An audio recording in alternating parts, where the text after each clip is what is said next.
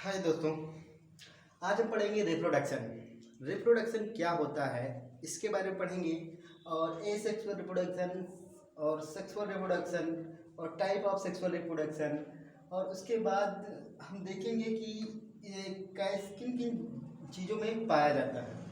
ठीक है, पहले हम ये देख लेते हैं। लेसन का नाम जो है हाउ डू ऑर्गेनिज्म रिप्रोडक्शन, मतलब ऑर्गेनिज्म जो है, ऑर्गेनिज्म मतलब कोई भी जीव जिनमें जान है वो कैसे अपने आप से रिप्रोडक्शन करता है। ठीक है ना, ये क्लास 10th का लेसन 8 है। ठीक है ना, हाउ डू ऑर्गेनिज्म रिप्रोडक्शन।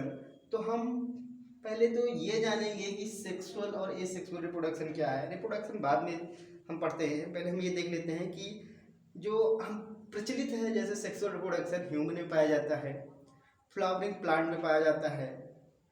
तो हम देखते हैं कि सेक्सुअल रिप्रोडक्शन के लिए सबसे पहले दो पेरेंट्स की ज़रूरत पड़ती है, एक मेल की और एक फीमेल की।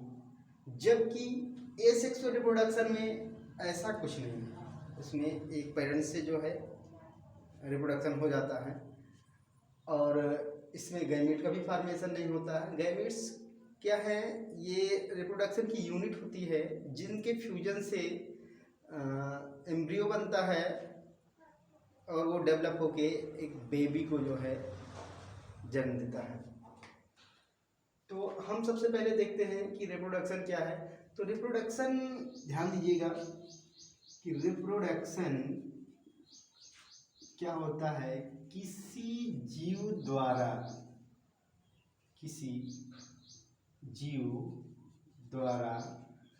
अपनी जैसी संतान उत्पन्न करने की क्रिया को, क्या करने को, अपनी जैसी संतान उत्पन्न करने की क्रिया को रिप्रोडक्शन कहते हैं। ठीक है ना,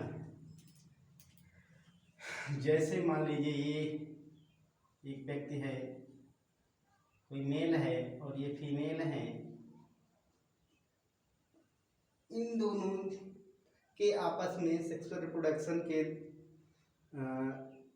के बाद जो बच्चे को जन्म देते हैं, तो ये बच्चा जो जन्म लेता है वो प्रक्रिया रिप्रोडक्शन की होती है। ठीक है ना, तो हम उसे क्या कहते हैं, रिप्रोडक्शन कहते हैं। रिप्रोडक्शन हम क्यों करते हैं? रिप्रोडक्शन इसलिए ज़रूरी है क्योंकि हम अपने अस्तित्व को बचाए रखने के लिए करते हैं। कहीं ऐसा ना हो कि हमारी जो पीढ़ी है वहीं पे समाप्त हो जाए, जिससे इन फ्यूचर में जो है कोई हमारे बारे में कुछ जान ही ना पाए। और रिप्रोडक्शन के द्वारा क्या होता है कि अपने आप को बनाए रखते हैं, जो पीढ़ी दर पीढ़ी हमारी संतानें बनी रहती हैं। ठीक है, तो रिप्रोडक्शन आपने पढ़ लिया कि रिप्रोडक्शन क्या होता है, किसी जीव द्वारा अपनी जैसी संतान उत्पन्न करने की क्रिया को हम रिप्रोडक्शन कहते हैं। ठीक है, तो रिप्रोडक्शन तो सब में पाया जाता है, कोई भी ऑर्गेनिज्म हो, जैसे कि आप जानते ही हैं। ठीक है ना, तो एसेक्सुअल रिप्रोडक्शन और सेक्सुअल रिप्रोडक्शन में जैसे सबको शुरुआत में बता दिया गया, इसमें क्या है, दो पेरेंट्स चाहिए। ठीक है ना, सॉरी ये वाली है, ठीक है ना, ये फीमेल है और ये क्या है, मेल है।